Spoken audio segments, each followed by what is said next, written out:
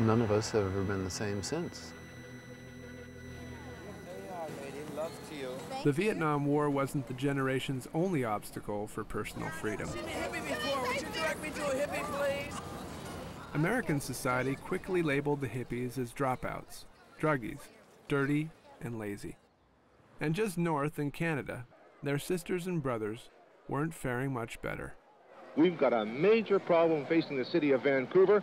We've got a scum community that have organized, have decided to grow long hair. They want to contribute absolutely nothing to the welfare of the community, and yet they look to us for all the services. They don't want to pay taxes. They are parasites on the community. However, there were some very sharp differences between the two countries in the 1960s. Canada had no conscription, and its immigration policy had historically been one of openness towards draft resistors and conscientious objectors.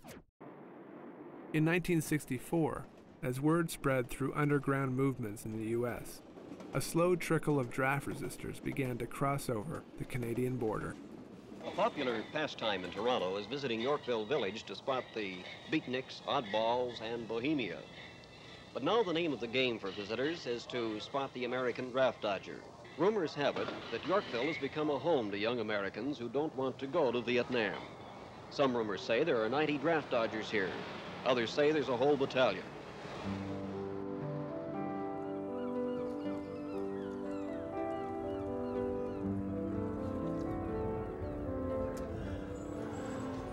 Yeah, the old government dock looks just the same. Okay. Son Tula, a taste of utopia. Yep, we had a hand in this. Oh, look, they have a history section. Ooh. Mitchell Bay is a quiet community on the southeast point. Going back is awesome. It has we were only here for 2 years, but so much went down in those 2 years. It'll always feel like this. Come back here. I mean, you were born here, but in a way I was born here too. Because I hadn't ever challenged myself with something as steep and as difficult as this, and found out what I could do and what I couldn't do. I'd never really done that before.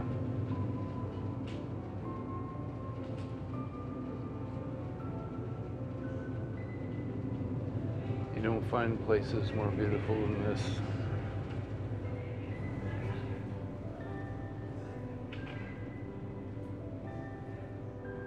The draft process started by going for a physical downtown Los Angeles, huge place. I requested to see the shrink. I went in and talked to the shrink and I said, you know, if you give me a gun, I'm giving you no guarantee whatsoever who I'm going to shoot. And the guy looked at me and he said, son, you're the kind of guys we want. I thought, oh, fuck. Between 1964 and 1975, nearly 3.5 million men served during the Vietnam War. Approximately 2.2 million were drafted, 303,000 were wounded, 58,000 were killed, and another 2,000 went missing. It is also estimated that 4 million Vietnamese died during this time. The result was an unprecedented movement to avoid the draft. Many students sought deferments. Others claimed they were medically unfit.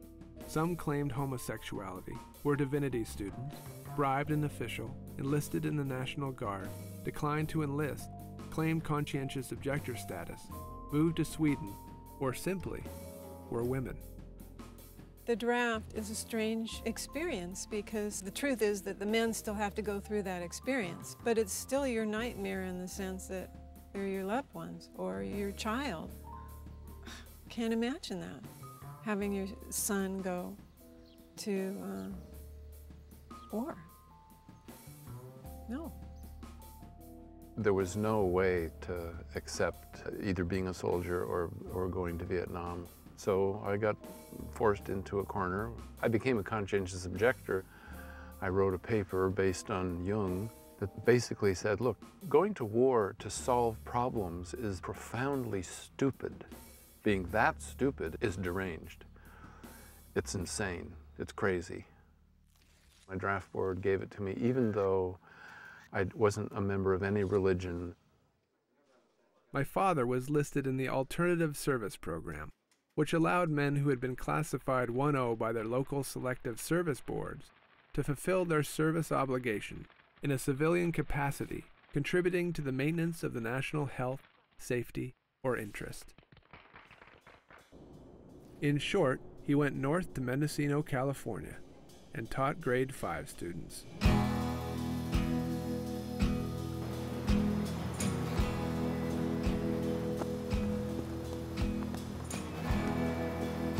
We've arrived at Malcolm Island in the small town of Santula, which means place of harmony. I haven't been back since I was 10 months old, when my parents split the island and each other. Driving through this isolated place 35 years later is surreal for me. I can still see the lingering imprints left by the hippies. Ironically, their predecessors shared similar ideals. Santula was settled by Finnish immigrants in 1901. Their aim was to create a utopian society based on communal ownership, decision by consensus, and equal pay for women. But it only lasted a short time. Bad business decisions and a devastating fire would end their dreams. We're getting closer to our destination. Ralph Harris lives a few miles down the road in Mitchell Bay. Oh boy. When we were here, we sympathized with the teenagers because they'd get in their cars and they'd drive up to the end of this road, turn around and drive back. This isn't the same road though, is it? Oh yeah. It hasn't changed a bit. The logging road we're coming to is the first one that put you to sleep.